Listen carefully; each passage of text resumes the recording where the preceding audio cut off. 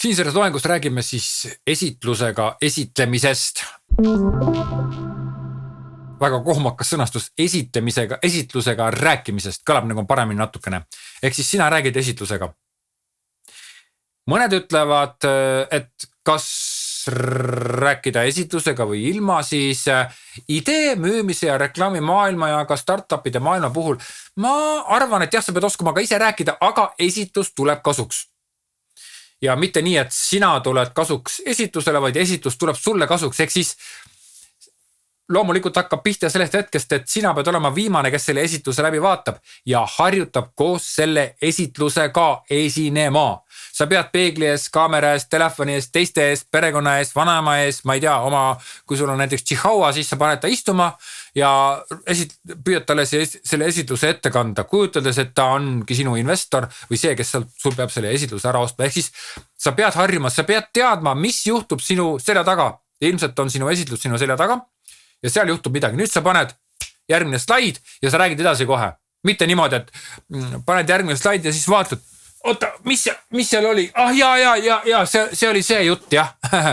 Et sa pead täpselt teadma nii nagu see Apple'il on see keynote, kus see Steve Jobs eelnevat ja ma ei tea, kes see pärast need tegelased on, kes selle umbes, et nad midagi räägivad ja samal ajal juba taha tuleb mingi järgmine asi. Võib-olla see keegi teine vajutab, aga minu arust on neil keynote'il ikkagi see nupp on käes, eks ole. Nad ikkagi vajutavad ise seda järgmist asja.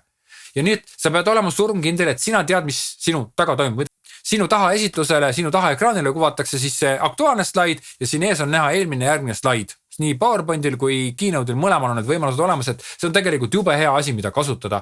Igal juhul sa pead teadma ja see jutt peab sujuma, et selles mõttes ei tohi kordagi olla nii, ka mina ise olen seda viga teinud, sellepärast ma teangi rääkida, aga ma olen kohe tundnud, kuidas see nagu tõmbab seda hoogu maha. Et sa ikkagi räägid edasi ja see jutt justkui sujub ja slaidid sinu selja taga muudkui tulevad, nad justkui jooksevad iseenesest. Igal juhul esitlus peab toimuma hästi sujuvalt ja ära vaata esitluse peale, kui seda just ei ole vaja, et sa näitad seal mingit asja. Sa näitad mingid numbrid seal. Võib-olla seal on mingi, ma ei tea, graafik või asi või pilt või pildi peal on mingisugune pisikene selline detail, mis seal pildi peal on ja sa lihtsalt tõmbad sellele tähelepanu, et see on nagu okei, aga kui sa iga kord, kui sa uue slaidi paned, hakkad seda slaidi lugema ja vaatama, ma olen seda viga ise teinud, see on nõme ja see tõmbab selle hoo täiega maha. Ehk siis see näitab seda, et sa ei ole harjutanud, sa ei ole harjunud selle esitlusega töötama. Nüüd hoolimata kõigest, mida mina siin räägin ja kuidas mina räägin, siis mõnedele inimestele meeldib see, kui sa loed esitluse teksti maha. Ma ei ütle, et ma ise nii tahaksin teha ja ei ole iga kord ka päris õige, mulle ka ei meeldi iga kord päris vaadata neid inimesi, kes maha loevad. Aga mõnikord mõni on kuidagi suudab seda niivõrd hästi teha. Nii nagu saatejuhid, kes õhtusaadet juhivad ja prompteri pealt loevad maha, nad teevad seda nii hästi, et sa ei saagi aru, et ta loeb, ta nagu räägiks ise, eks ole. Kui sina oled see, kellele meeldib maha lugeda, siis harjuta maha lugemist. Loe nii, nagu sa oleksid saatejuht ja nagu sa oleks prompteriga ja ära unusta silmi tõstmast vahepeal. Et sa küll loed maha, aga sa ikkagi tõstad silmad ülesse, sellepärast, et sa pead vahepeal saama kontakti nende inimestega, kes sind vaatavad. Kui sa oma esitlust alustad, siis sa pead olema enesekindel, ettevaatlik, informatiivne, avatud, tooma kõigini, näitama. Kui sa oma esitlusega oled keskpunkti, siis sa pead olema siukene, nüüd tuli, ühesõnaga emotsionaalselt võib-olla jõulisem natukene. Ja nüüd, kui sa lõpetad oma esitlust, siis see viimane slaid võiks olla mingi siukene slaid, mis lubab jätta väravad lahti, nagu ma ütlesin. Ära pane väravaid kunagi kinni.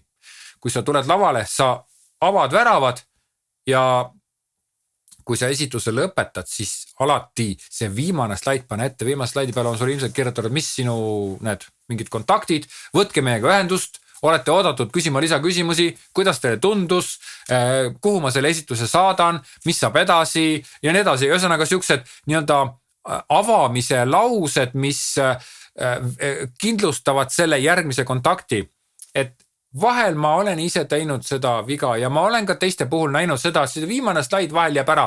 Olge enesest kindlad. ole eneses kindel, pane see viimane slaid alati ette. Ma tänan teid ja ma kindlasti ootan teilt nüüd märkusi, ma ootan teilt küsimusi, ma ootan teilt seda, kas me saame ja kuidas me saaksime näiteks edasi minna. Kas teile üldse nagu meeldis see, mis ma rääkisin teile või?